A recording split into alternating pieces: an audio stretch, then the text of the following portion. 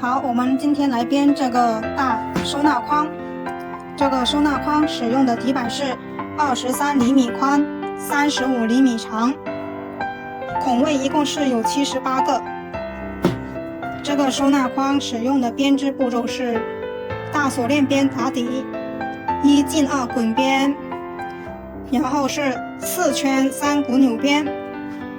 然后再编织了26个的等号，13个酒红色等号和13个，使用的藤条是2.5毫米的原木色藤条和酒红色藤条。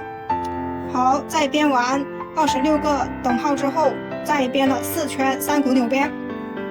接下来就是收口，第一次收口使用的是1压2滚边，然后第二次收口使用的是1进6铁丝滚边，第三次滚边是1压1滚边，